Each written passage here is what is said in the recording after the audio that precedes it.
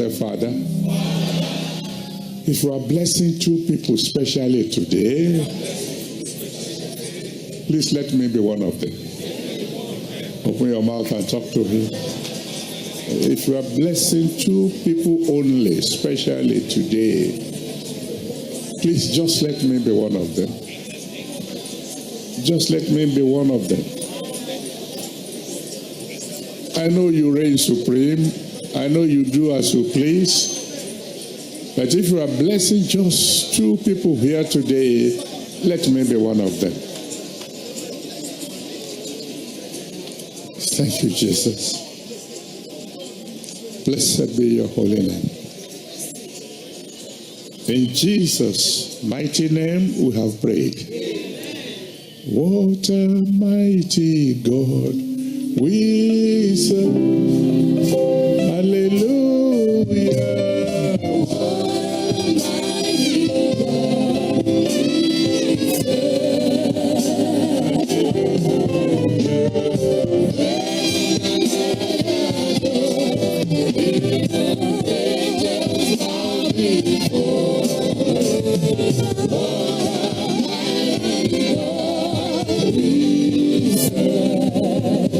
We are serving him.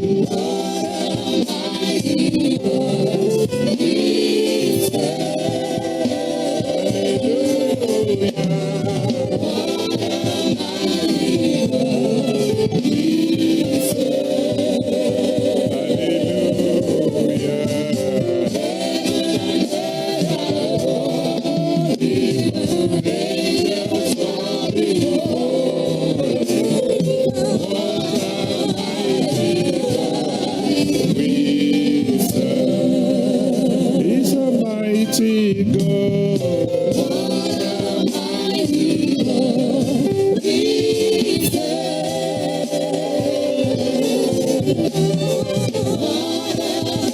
Mighty God.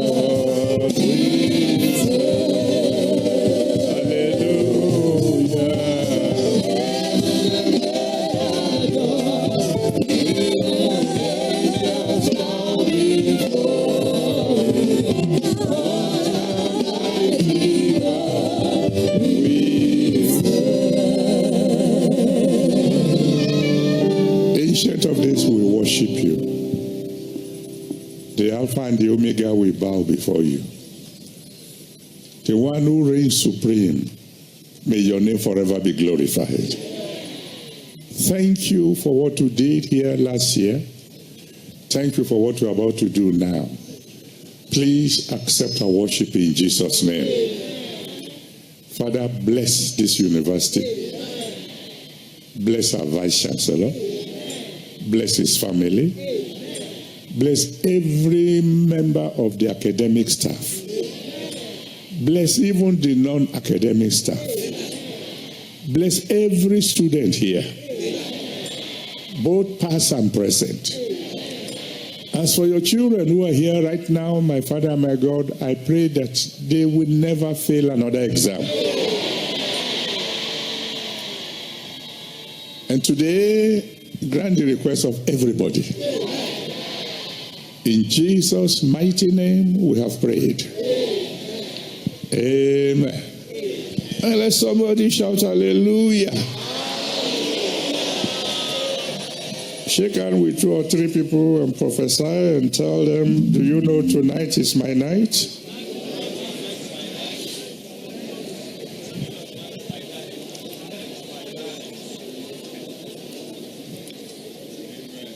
Amen. God bless you. You may please be seated. I'm happy to be back home.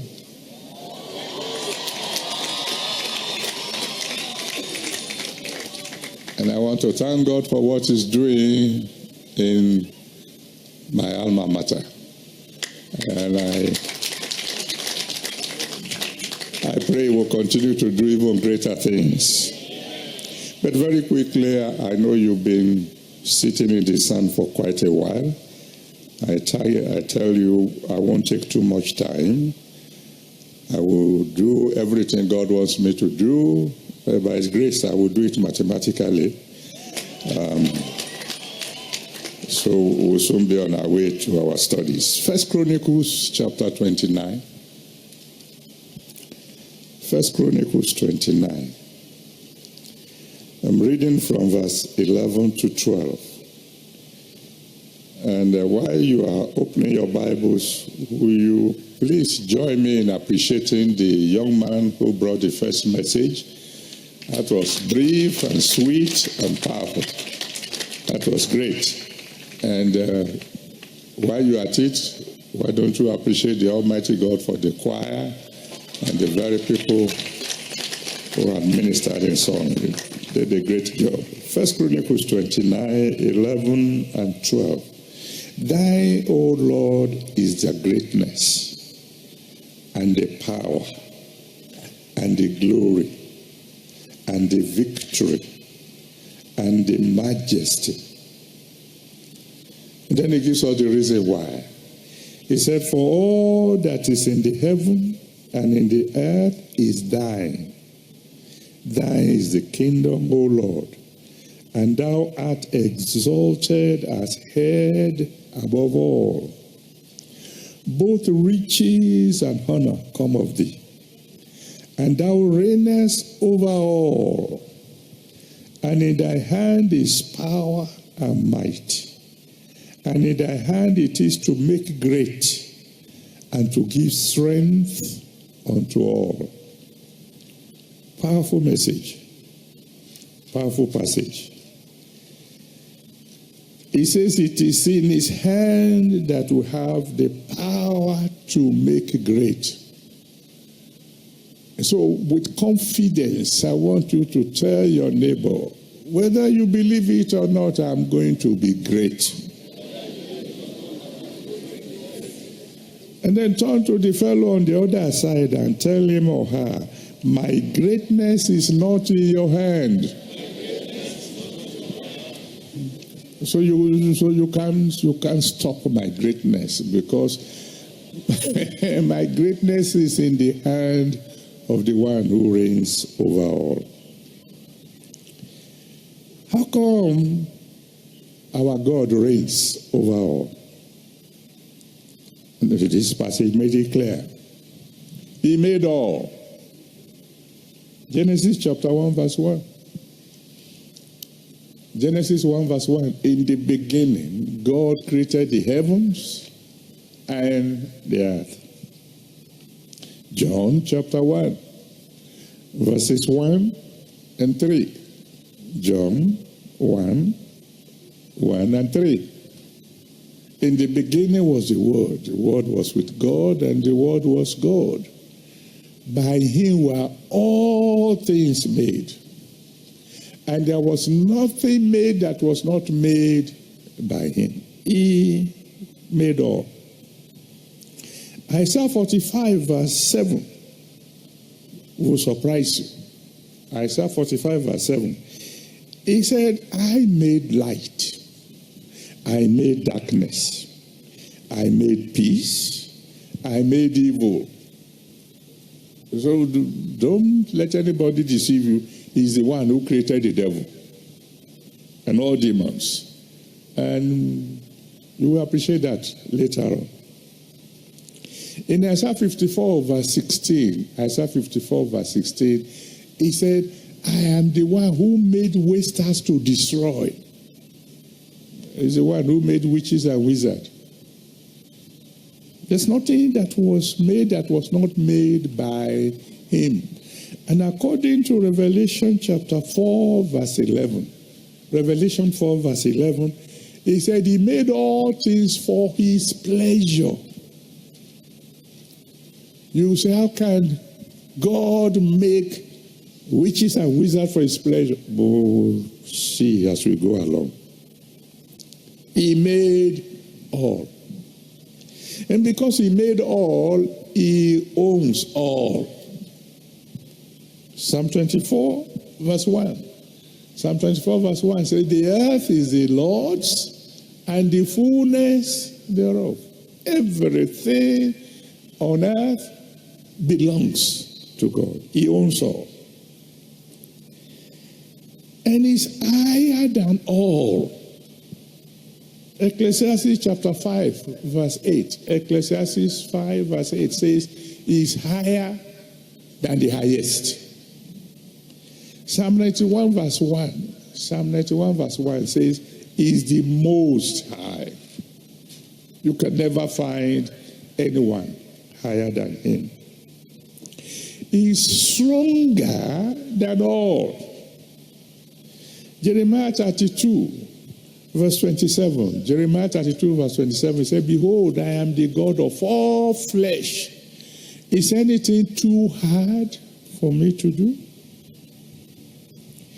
Ephesians 1, verse 19 to 22. Ephesians 1, 19 to 22 tells us he is seated far above principalities and powers. Everything is under his feet. Everything. I'm sure in the academic community you might not like this one. Because I used to be one of us. We love to think that we are far, far ahead. Remember us saying once during the Udoji tax, Udoji salary increase, when we were quarreling that they were paying us, putting us on the same level as civil servants. We said, what's wrong with these people? Don't they know that we are the cream of the society? That when you shake milk, the cream comes on top. Thank God for us being cream. But there's somebody who made the cream. There is someone who is far above everyone.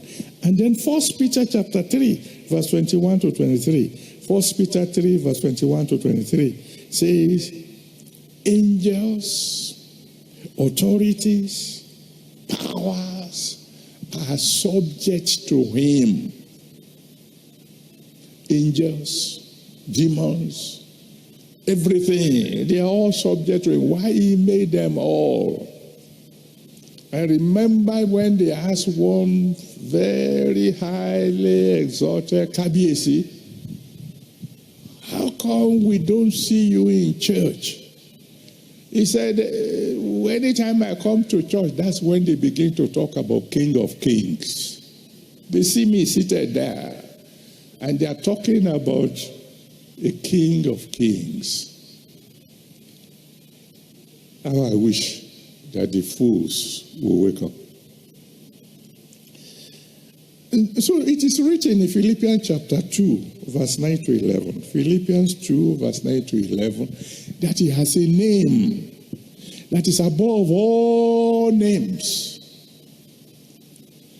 Name above all names. And that at his name all knees must bow.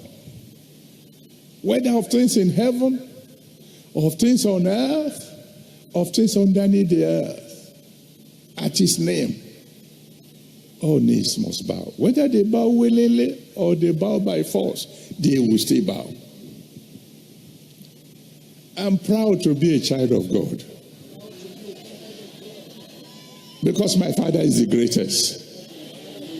He has the greatest name of all. During our Goa fishing program in December, I told my children a story. Probably some of you might be there. I told them of a young man who was so demon-possessed that he couldn't do anything other than lie down like a vegetable. He couldn't sit. He couldn't stand. He couldn't go to the toilet. He was just like vegetable. They carried him to the church. And I wanted to pray for him. So I said, I ask you to kneel down so I can pray for you. He said, I can't kneel. I said, I command you to kneel. He said, in whose name? I said, in the name of Jesus. He said, that is different. And he knelt down. I prayed for him. When I finished praying, I asked him to stand. He said, I can't stand. I said, I command you to stand. He said, in whose name? I said, in the name of Jesus. He said, that is different. And he stood. I said, now go home and be well. He said, I can't walk. I said, I command you to walk. He said, in whose name? Third time. I said, in the name of Jesus. He said, that is different. And he began to walk home completely well. So I'm here again this evening to command, in the mighty name of Jesus Christ, it shall be well with you.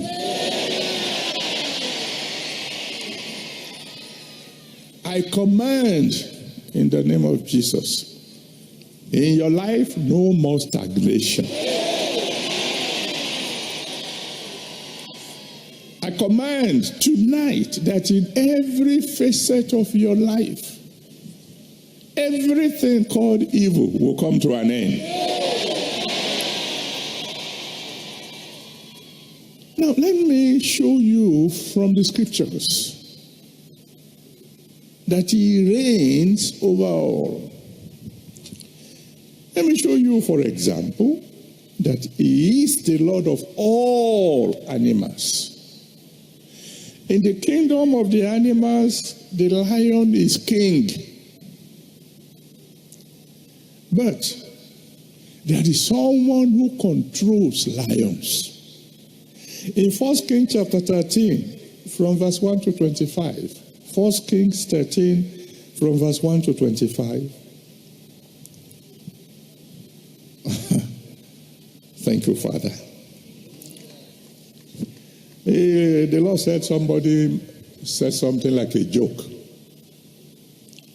not too long ago, that he reigns over your GP.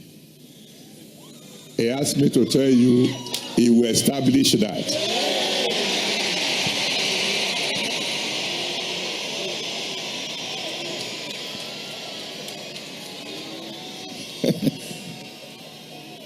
It will surprise you that he listens even to your jokes. Glory be to God. In 1 Kings chapter 13, verse 1 to 25, God sent a young prophet on an errand. He told him, after you have delivered my message, don't stay there, don't eat, don't drink, and when you finish, don't go back the way you came into the town. The prophet went, delivered the message, and left the town. And then decided to rest before getting home. And then an elderly prophet came and said, they told him all the miracles that this young man had performed. Where is he? He's gone this way. So the elder prophet ran after him, met him where he was sitting down, and said, hey, come back and eat. The boy said, no, God told me not to eat, not to drink, etc., etc. Oh, the prophet said, an angel appeared to me, said I should go and bring you back to come and eat and drink. And the older prophet was lying. The boy followed the older prophet. He ate, he drank, and as he was eating and drinking, then the voice of the Lord came. Because you disobeyed me, you won't reach home. And as the boy was going back, a lion met him and killed him. But God told the lion, you are just to kill him, don't eat him. So the prophet died, and the lion stood by him, guarding him, until the report got back to the old prophet that got him into trouble. And the old prophet came and collected his body. There is somebody who controls lions. And I'll tell you more about that later on. There is somebody who controls the fish in the ocean. In the book of Jonah, chapter 1, verse 15 to 17, Jonah 1, 15 to 17, they threw Jonah into the sea. because he was trying to disobey God. But God prepared a whale among the fish. The whale is king. You can swallow a man. There's plenty of room inside his stomach. But God told the whale, you are to swallow this one, not to digest him. So the man was in the belly of the whale for 3 days and 3 nights. Inside the whale, this Jonah repented. And God told the fish, go and vomit him. He doesn't know how to swim. Take him to dry ground and vomit him. You read it in Jonah chapter 2, verse 10. He controls fish. He reigns over the biggest of all the fishes, if you allow me to use fishes to mean all species of fish. He reigns over water. When we're talking about water, of course, you have streams, you have rivers, then you have seas, you have ocean. And the king, of course, will be the ocean. Job chapter 38, verse 8. Job 38, verse 8 says, he shut up the sea with doors. When you go to the beach and you see the waves coming, the Almighty God tells the sea, thus far you can come and no further. That's why you see it rising and rising, and then it gets to a place and it will quieten down and flow back again. He shut the sea with doors. You can't see the doors, but they're there. Proverbs chapter 8, verse 29. Proverbs 8, verse 29. The Bible says, he gave to the sea his decree that the waters should not pass his commandment. We are talking about my daddy tonight, and I feel excited. He is powerful. He tells the sea, you can't go beyond this limit. Now, but let's talk about application. You know, I'm an applied mathematician. Once we learn the theory, I want to know, how does it affect me? If you are on his side, he can use this tremendous power, these tremendous resources of his for your advantage. That's why David said in Psalm 23 verse 1, Psalm 23 verse 1, he said, the Lord is my shepherd, I shall not want. Philippians chapter 4 verse 19, Philippians 4:19 says, my God shall supply all your needs according to his riches in glory by Christ Jesus. Well, thank you, Father. Daddy asked me to tell someone, he said, you're worried about your school fees. He said, I will surprise you.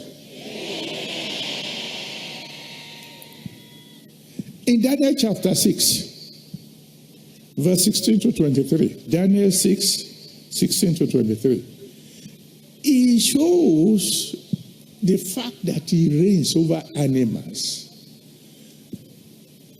to benefit Daniel. They threw Daniel into the den of lions. And the lions saw him coming and they were glad because here comes food.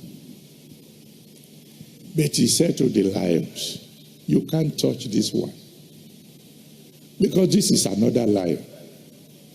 And the lion said, this one doesn't look like a lion. Oh, yes, we don't know. But he's the son of the Lion of Judah. And the son of a lion is a lion. And for all night, 2 different kinds of lions were playing. Daniel had a wonderful time playing with the natural lions. He can use animals for your benefit. Some of you probably had either heard or read in one of my books something that happened when I was a very little child. Very little child. I can't remember my age, but I have not started primary school, so I must be probably 4 or 5. My sister, her elder sister, got married. And I loved that, my sister. I went with her husband to a village far away from Ifewara. So I asked her, where are you now? Oh, I'm in a village, little farm. We shouldn't call it a village, because I think there are about 4 houses there. How do we get there? She didn't know what I had in mind. Oh, when you get to a place like this, you turn right. You get to another place, you turn left, and you are there. And I took off. I didn't tell my mother where I was going. I didn't tell my sister I was coming. There was no phone in those days, not in Ifewara. And I just took off. So I got to one place, I turned right. I got to another place, I turned left. I didn't see any hamlet, so I kept on turning right, turning left. Until I was hopelessly lost in the jungle. Little boy. My sister didn't know I was coming. My mother didn't know where I've gone. And as a very little child, I did the only thing that just occurred to me. I lifted up my eyes to heaven. God, help me. Let somebody lift up his or her eyes and say, God, help me.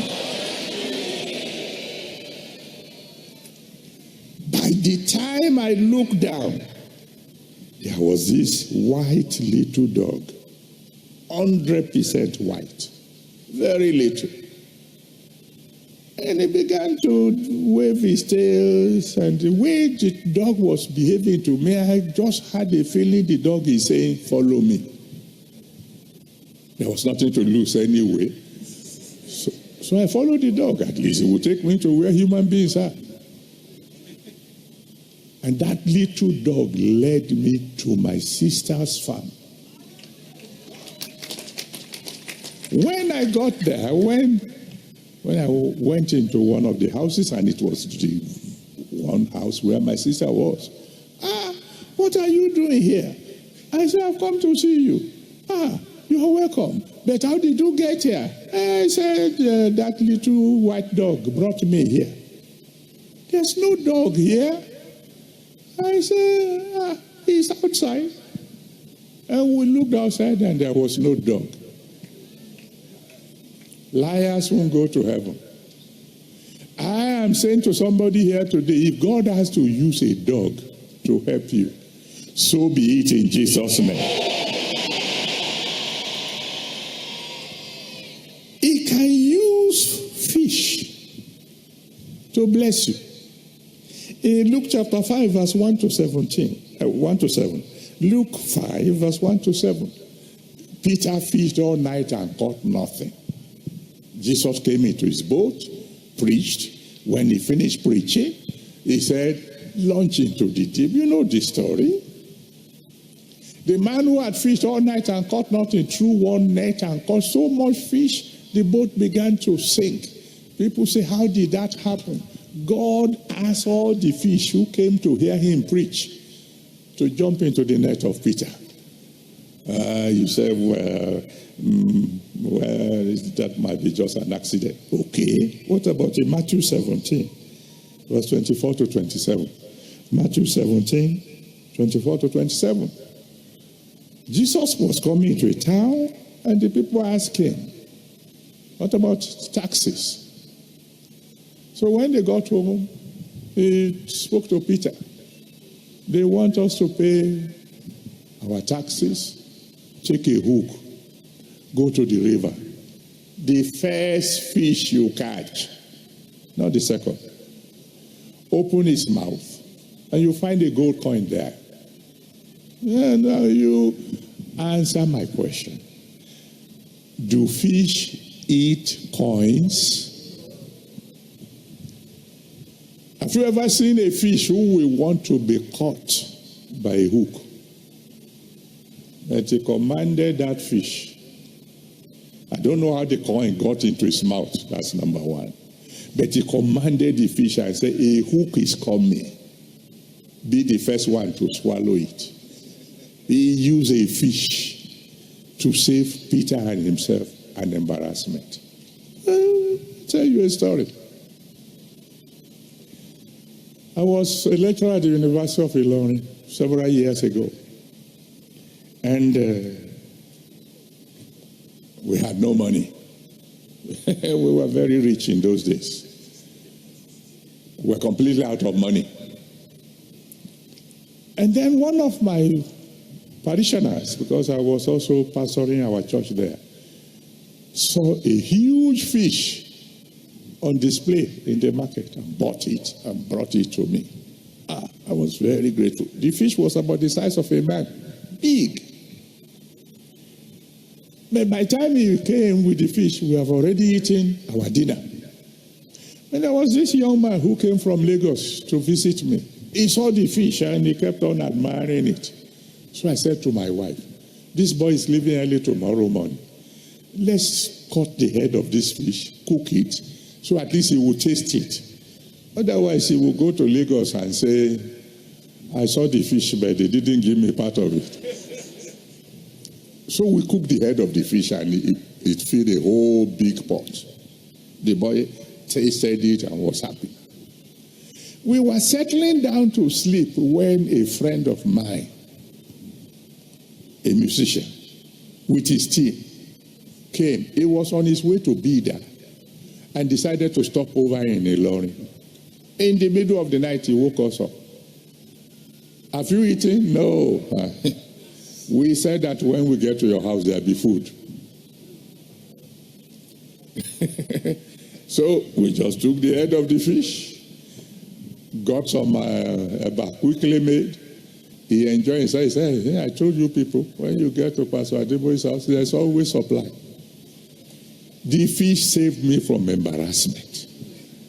I decree today, if God has to use a fish to take embarrassment far from you, so be it in Jesus' name. He reigns over all. He can use birds to solve your problem if you're on his side. 1 Kings chapter 17, verse 2 to 6. 1 Kings 17, verse 2 to 6. For almost 1 year, he fed Elijah twice a day by sending ravens to him. The ravens brought bread and meat in the morning and in the evening. If you know anything about ravens at all, they love flesh. And every bird, raven or no raven, they love bread. But these birds brought bread and flesh to Elijah twice a day, never missing the address and never eating the food on the way. Where did they get the food from? I don't know. One thing I know is that whatever miracle you need will come to you. How come they didn't miss the way? I don't know. What I know is that whatever has your address written on it by God will come to your doorstep. Oh, I can go on and give you other examples in Exodus 15 from verse 23 to 25. Exodus 15, 23 to 25. The Bible says the children of Israel were thirsty. They came to a pool of water. It was bitter. And the Almighty God said that a piece of wood be thrown into the water, and it became sweet. Ask your professor of chemistry, which tree can we throw into bitter water that will become sweet? Maybe he has just discovered one. All I know is that waters obey him. Trees obey him because he reigns over all. And I am decreeing tonight, every bitterness in your life shall be changed to sweetness.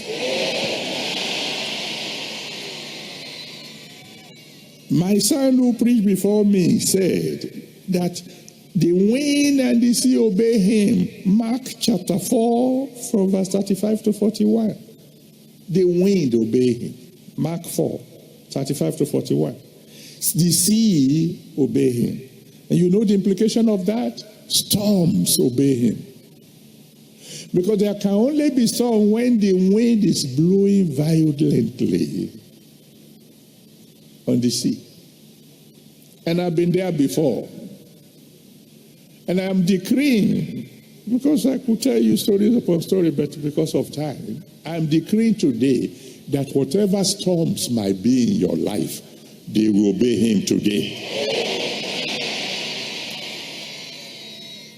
Do you know that your flesh will obey him? Because he made your flesh. He made the blood flowing inside you. In 2 Kings chapter 5, verse 1 to 14. 2 Kings 5, 1 to 14. When Naaman came to Elisha, asking for a cure for leprosy, which was incurable, he was told to go and wash in River Jordan. All he did was he washed. And God had given a commandment to the water, take away the leprosy from him. By the time he came out of the river, the Bible said he had his skin as brand new as that of a newborn baby. The skin obeyed him. Thank God for doctors. May the Almighty God bless all doctors. And when they cure your wound, the scar is likely to remain. When my daddy cures you, there will be no scar left behind. And he's going to do that tonight. Everything in you, including your bones, must obey him because he reigns over all. In Acts chapter 3, verse 1 to 8, Acts 3, verse 1 to 8, the Bible talks about a man who was born lame. When Peter held him by the hand and said, silver and gold I have none, but what I have I give unto you in the name of Jesus, in the name of the one who reigns over all, in the name at whose name every name must bow. Rise up and walk. The Bible says his ankle bones receive strength. The bones that had been made in such a manner that he couldn't carry his weight suddenly became strong. I've told you the story before of a man. Several years ago, we were having a program like this, and he was, at the camp, and he was a very short man. And miracles were happening around the altar, all kinds of things. And whenever he tried to see what's going on, somebody taller will block his sight. He turned this way, another fellow will block his sight. So he cried to God, I wish I were taller. And God heard. He will hear you tonight. He heard and spoke to me and said, there is somebody there in the crowd who said, I wish I were taller. Tell him to look at his trouser. The trouser seemed to have grown shorter, but there's nothing wrong with the trouser. It is his request I've granted. When he came forward to give the testimony, the wife came with him. I said, I know the height of my husband when we left home. And we all looked at the trouser. This man grew while we were preaching. Now, if you want to discuss the science of that, you know the bones grew, the nerves grew, the flesh grew, because we are talking about a God who reigns over all. And I decree today, everything in your system that needs to be improved upon shall be done right now.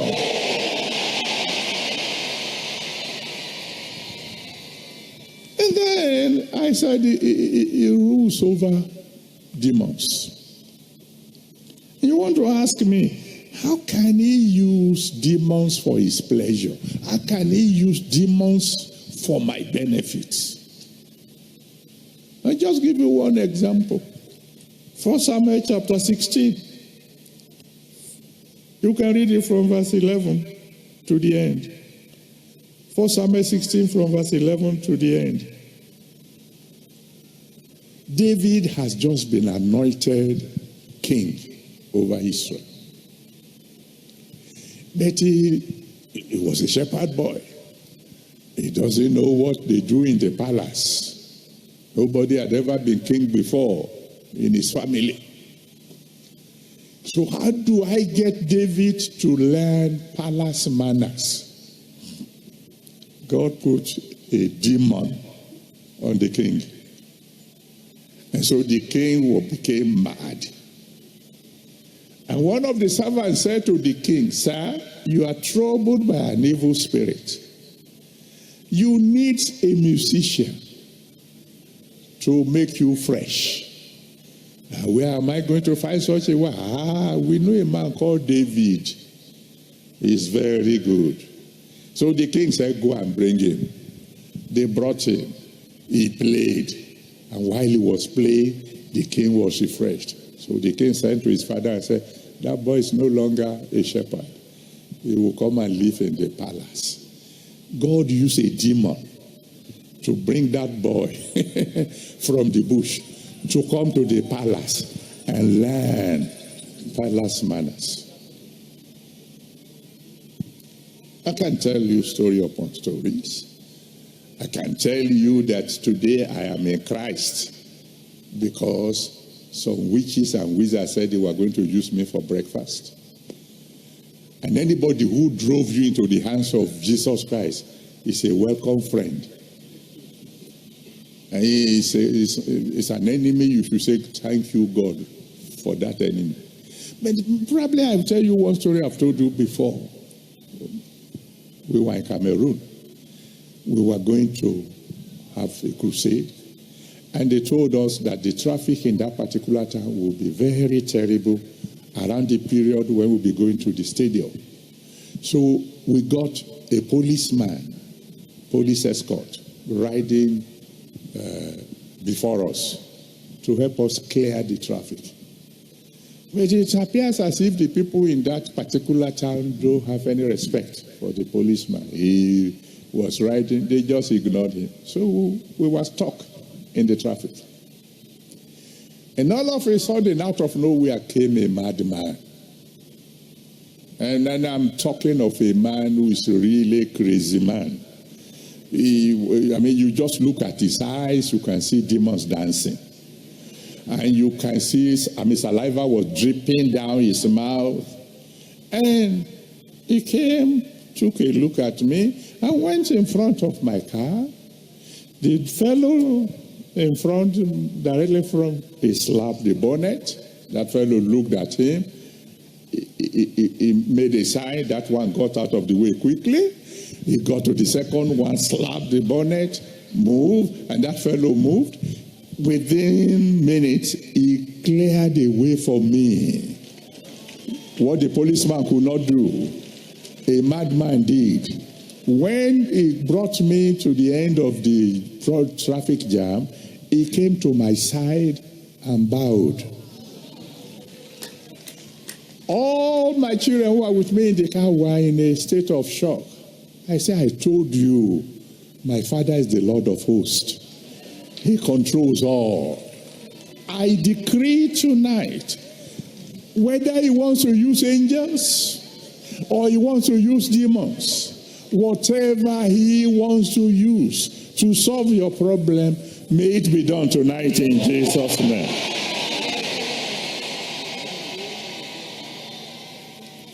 Now, if on the other hand, you are not on his side, he can use the same resources to deal with you. When you read Daniel chapter 6, verse 24, Oh, read it till the end. Daniel 6. They brought Daniel, threw him to the den of lions. The king came and got him pulled out the following morning. No scratch, nothing. So the king said, go and bring all those who accused Daniel. Ask them to come. Tell them not to come alone. Come with your wives, come with your children. I want you to do something for me. When they came, he said, who is this fellow? They said, it's Daniel. What happened to him yesterday when we threw him into the den of lions? Have you ever seen a man go into the den of lions before and come out alive? They said, no. And so the king said, something must have happened to my lions. It's either they are all dead or somebody stole them. Will you please go down and find out for me? And when you are going, don't go alone. Go with your wives. So that we'll be able to search the den accurately. The Bible said before they reached the bottom. Because the lions looked up and saw them coming. And said, God, are these also lions? Are they children of the son of Judah? God said, no. God said, this is your food.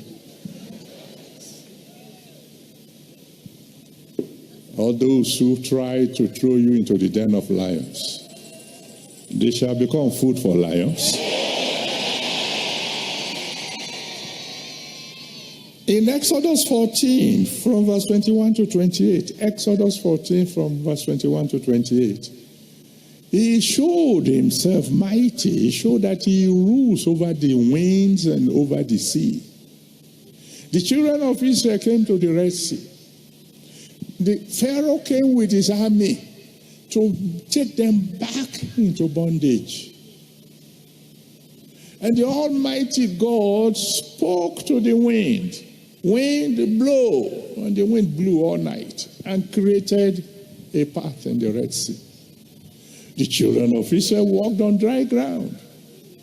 Oh, it will interest you to know that there has been a discovery. I wish I remember I could have brought the article. There is a discovery. Some people discovered in the bottom of the Red Sea an army of skeletons. And they said there is no doubt about it. This coincides with the story in Exodus 14. Anyway, so the children of Israel went on dry ground, and the Egyptian army decided to follow them. God took his children out of the sea and then told the sea to come back again. And everyone that followed the children of Israel drowned. May I decree that anyone who wants to bring you back into bondage, in the mighty name of Jesus Christ, even by tomorrow there be no more.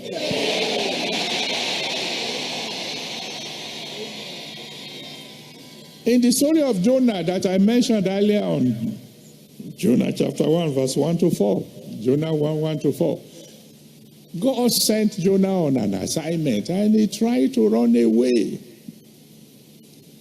And he made the greatest mistake of his life. He tried to run away by boat.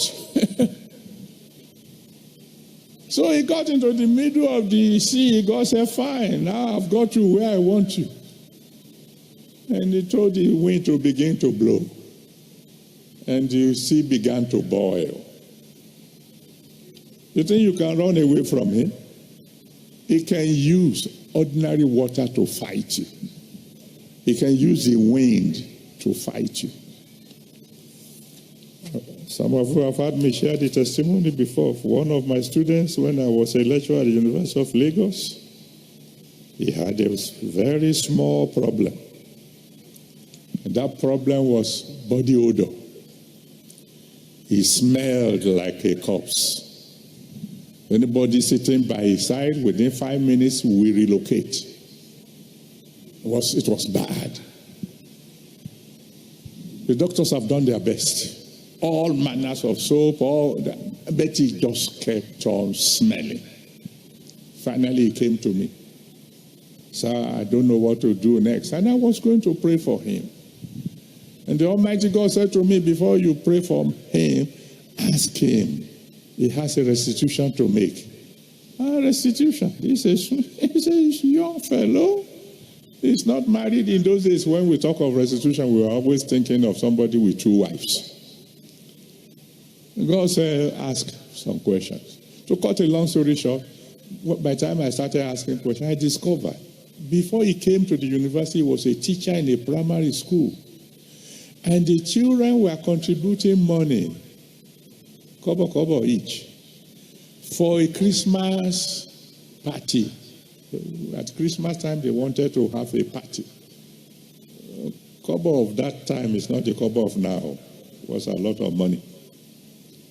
And then this fellow gained admission and came to the university without giving the money back to the children.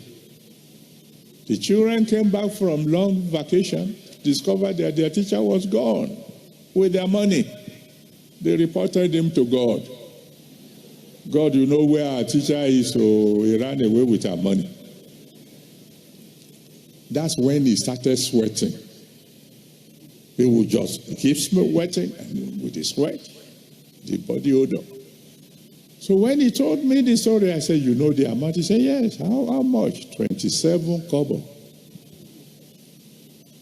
Will you go back and pay? When you get back to them, give them one shilling. If you don't know what a shilling is, that's something like 12 kobo. So he went to the school. As soon as he arrived, the children ran out of their class. Hey, our teacher has come back. He said, do you remember the money you were contributing? They said, oh, yes, we remember. How much? Oh, 27 kobo. And he gave them a shilling each. They were glad. He came back. And I wanted to pray for him. God said there's no need. Just tell him to stop drinking ice water for 2 weeks. He stopped drinking cold water. And he was completely well. God can fight you with water.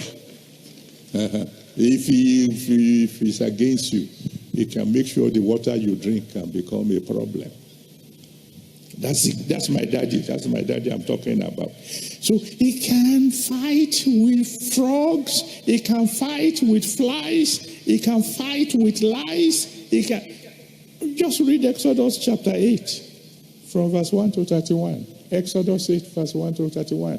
When he wanted to fight the king of Egypt, the man who considered himself the ruler of the world at that time, he fought with frogs. He fought with flies. He fought with lice. That's who my father is. And so the choice is yours.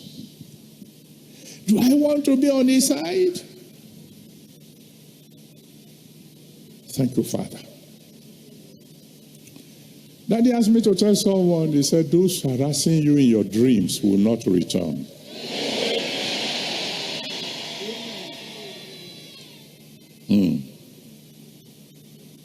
Daddy asked me to tell somebody, he said, very soon your song will be, how great is our God?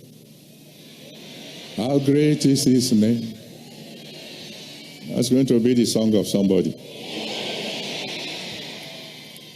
Well, the choice is yours. Deuteronomy chapter 30, verse 19. Deuteronomy 30, verse 19.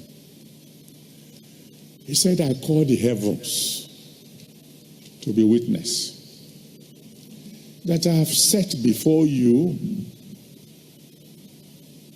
life and death, blessing and curses. He said, why don't you choose life? That you and your seed, you and your generation might live. You know, as mighty as he is, it won't force you to choose him. He leaves that choice to you. You know why?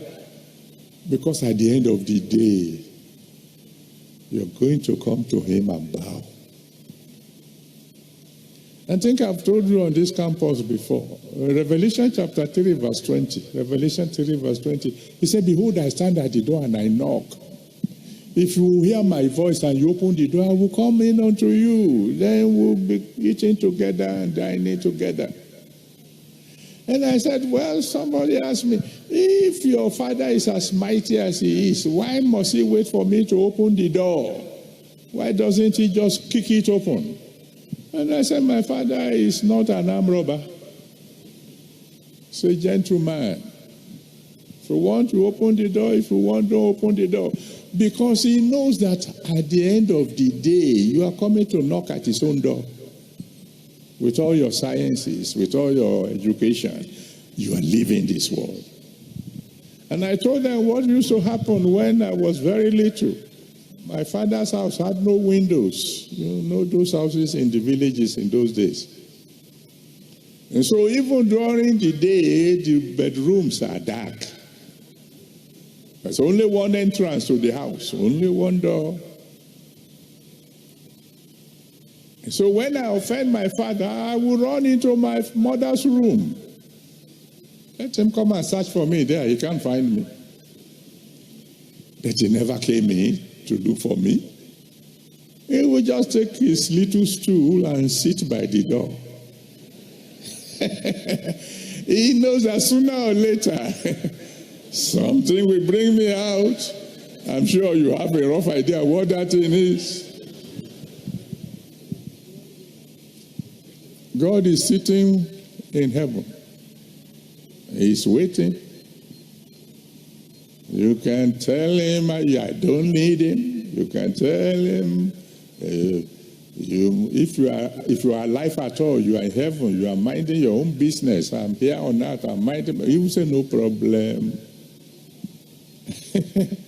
No problem. We will find out when you have to leave this world. I told my children a long time ago, you see the way we treat the ground. We hit it with hammer, with digger, and it doesn't complain. We urinate on it, and it doesn't complain. We defecate on it, it doesn't complain. Why? Because he knows at the end of the day, it will swallow you. Do whatever you like. He knows at the end, he will be waiting. The one who reigns over all is waiting. If you are wise, you'll be on his side. And after all, they say, if you can't beat him, why don't you join him? So tonight, if you are here and you have not yet surrendered your life to Jesus, please come now. I'm going to count from 1 to 10. Before I say 10, if you want to give your life to Jesus, make sure you're already standing before me and come and surrender to him. You can't beat him. Come and surrender to him. If you don't come, no problem. He will reveal to you on the last day that I came all the way from Lagos and I told you the truth in the simplest possible language. So if you want to surrender to him, you don't want to struggle with him anymore, you want him to become your Lord and Savior, come now as I count. 1.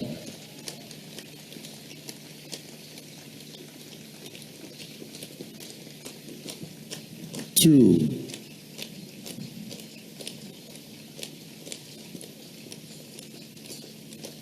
'Thank you, those of you who are clapping. You are clapping those hands for his pleasure, and those hands will never wither. 3.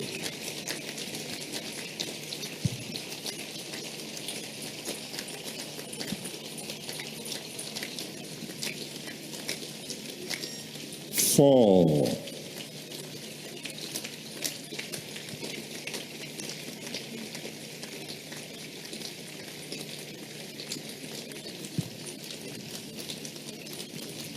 5. 6.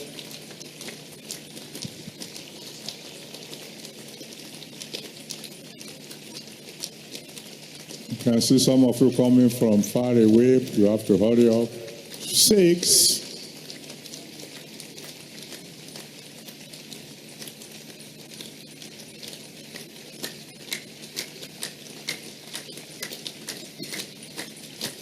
Seven.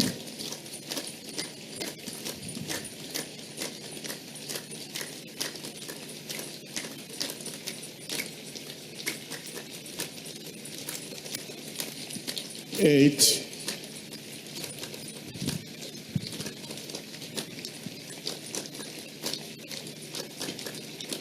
The choice is yours. You better come to him now. Come to him. Tomorrow might be too late. Sooner or later, all knees will bow to him. So you better bow willingly now, or else it will cause you to bow by force. 9. If you're on the way, just make sure you keep coming. Make sure you reach here before I finish praying. Now, those of you already in front and those of you on the way, talk to him. Tell him, I've come to surrender my life to you. Please have mercy on me. Forgive all my sins. And I will serve you for the rest of my life. Just save my soul, O Lord. Be my Lord, be my Savior. And the rest of us, please let's stretch our hand towards these brothers and sisters and intercede for them, that the one who saved our souls will save their own souls also. Please pray for them. Intercede for them. Call on the Almighty God to have mercy on every one of them. Please stretch your hands towards them and pray for them. Pray for them. Thank you, Father. Glory be to your holy name. And if anyone is still on the way, you have to hurry up. Hurry up now.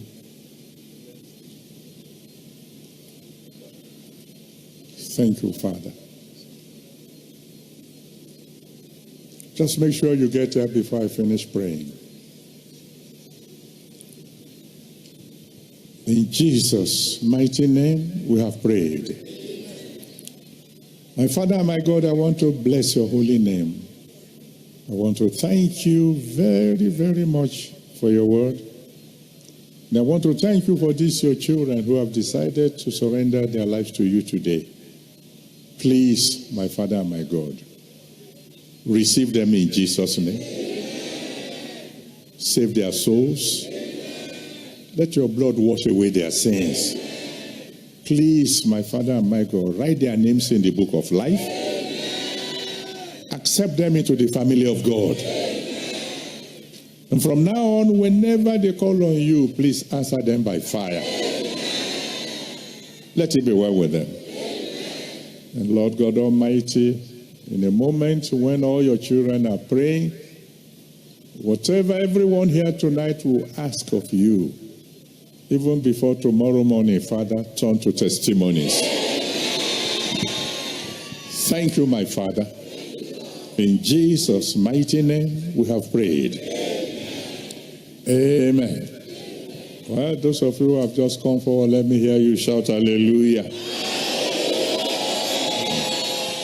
Well, I'm rejoicing with you because from now on, by the grace of God, I'll be praying for you. And so I'm going to need your names, your address, and your prayer request. They will give you a card now, which I will ask you to fill very quickly. We'll wait a little for you before we go on to pray. So fill the form very quickly. And in the meantime, I will want to announce that by the grace of God, as we've normally done, tomorrow morning at 6 a.m., there'll be a meeting here. And that's a meeting for those who are really serious about making it to heaven. So that one is not compulsory. I mean, that's why we are putting it at 6 a.m. So if you really, really mean it and you are serious, you want to make it to heaven, then meet me tomorrow at 6 a.m. because there's something very, very serious that I want to discuss with you about how to make it to heaven. So I will see you by then in Jesus' name. In the meantime, you may want to write down the following prayer points, because as soon as we finish with this, brethren, we're going to pray some very powerful prayers. The first prayer point is a praise. You want to praise the one who reigns over all. You want to give him praise. The second prayer point is you're going to say, Father, you God of all flesh, please settle all my physical problems today. All my physical problems, settle them today. Physical problems including mental problems, my brain problems, eye problems, etc., etc. And number 3, you say, Father, please tell all forces of darkness to stay away from me. Tell all forces of darkness to stay away from me.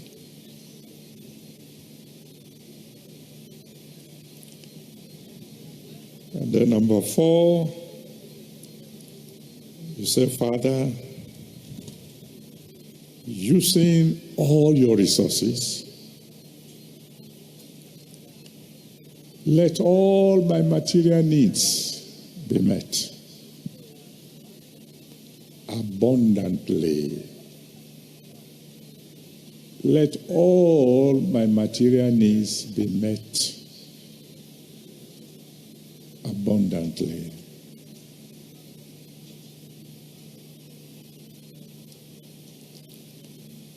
And then finally, Father, let me become a carrier of your power. Let me become a carrier of your awesome power. Like father, like son. I know you are awesome in power.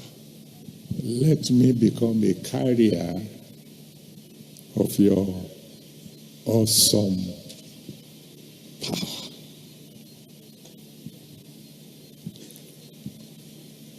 These are the prayers that you must pray here tonight before you go. But before you begin to pray, let me go before you to God. You open the windows for your prayers not to have any hindrance. So if you please stand. And if you believe he's going to answer your prayers tonight, let me first of all hear you shout a big hallelujah.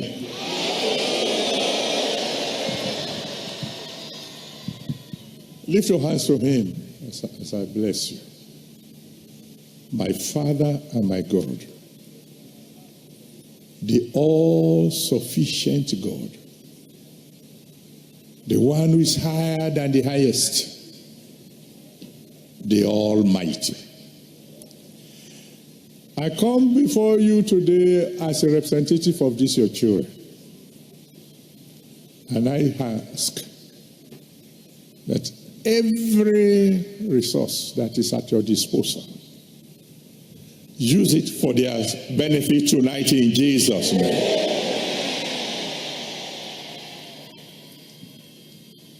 My Father and my God, I know bones obey you.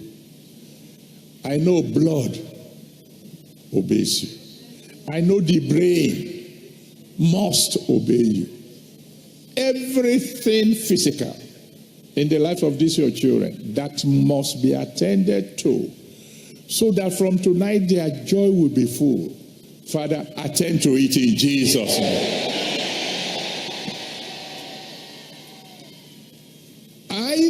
Lord God Almighty, that the earth is yours and the fullness thereof.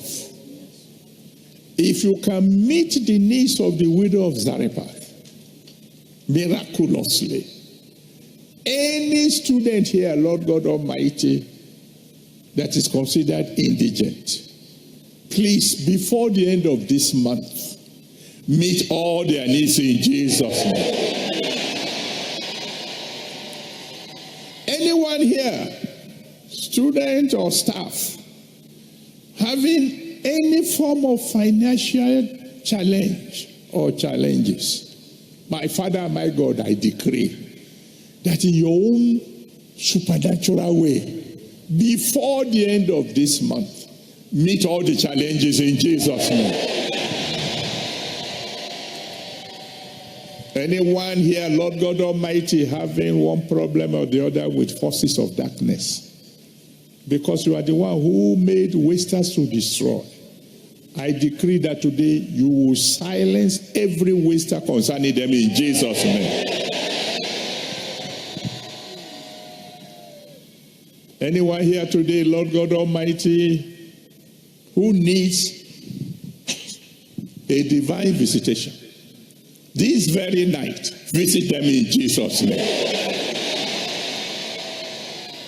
And as they begin to cry out to you now, my Father and my God, every prayer they pray on this ground right now, before the sun rises, turn it to a testimony. By the time I see your children tomorrow morning, let every one of them be singing a new song. Thank you, my Father and my God. In Jesus' mighty name, we have prayed. Amen. Now go ahead and talk to the Almighty God. Tell him, I've given you the prayer points. Start by praising him. Give him glory. Give him honor for what he has already done. And then tell him, I want you to use these massive resources of yours for my benefits. Solve every issue, physical, mental, material, spiritual. Just show yourself mighty on my behalf. Go ahead, talk to him. It won't take you long. Let him hear your voice. He's willing to answer prayers tonight.